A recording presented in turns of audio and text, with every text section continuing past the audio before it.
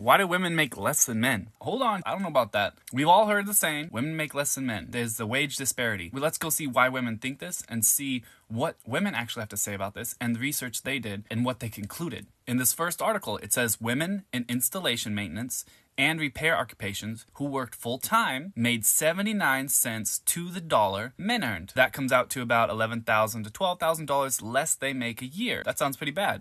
Well, let's look at the next one. It says women in construction and extraction occupations who worked full-time made 80 cents to the dollar men earned in 2023. Again, that's about $10,000 to $11,000 less they make compared to their male counterparts. That sounds pretty bad. That sucks. Let's see how they explain it, and let's see what they talk about. Unequal pay isn't just unfair, it's illegal.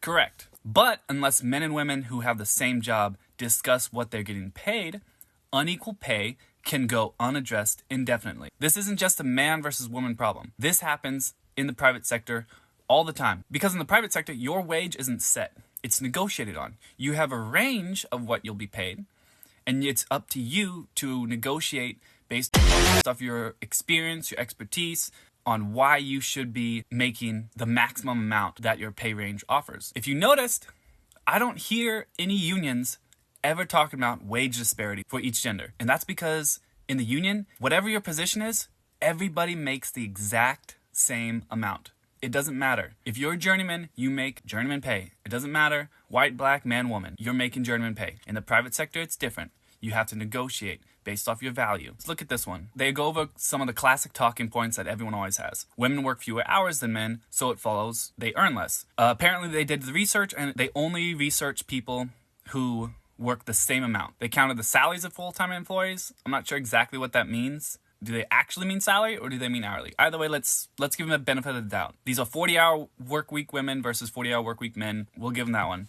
Women choose lower paying jobs, so that's why there's a pay gap. Again, this data compares the salaries of women and men in the same job, so they're giving you the exact same title. Women don't negotiate this salary as aggressively as men, so it's their fault there's a pay gap, all right? That's a great example of the private sector. Let's see what they say to counter this. Better negotiation techniques can help close the wage gap, but the problem is multifaceted and systematic. Huh? Hey, yo, what? What does multifaceted and systematic mean? Is that just a word you describe something that you don't understand? You don't have an answer to? Oh, it's multifaceted and systematic. What? We'll come back to that. We'll come back to that, trust me. Women choose to stay home with the kids. Okay, yeah. It shows the same whether or not they had children. Okay.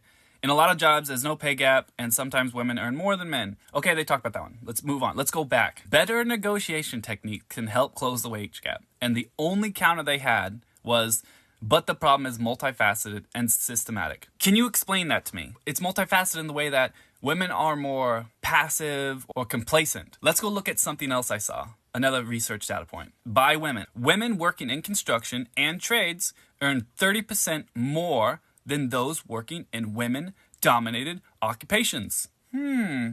Curious. How come there's a wage gap and women are making less money in these fields, yet they're making 30% more than they did in other women-dominated fields like teaching and medical? So maybe that's a big indication of why they don't negotiate as well, because maybe they worked in these other jobs, or they know people in these other jobs, or they heard about these other jobs, and the job they're in when they get into these trade industries, they're making 30% more than what they would have in these other jobs, so they're happy. They're not going to negotiate for more because they're already making more money than they did, and they're fine with that. So why would they cause a commotion to get more money when they're happy with where they're at? I thought that was a very interesting point, and remember, there's a wage gap between men too. Men are always fighting about who makes more money. If you make $28 an hour and your buddy makes 30 and you find that out, for some reason you're gonna be mad at your buddy because he was able to negotiate.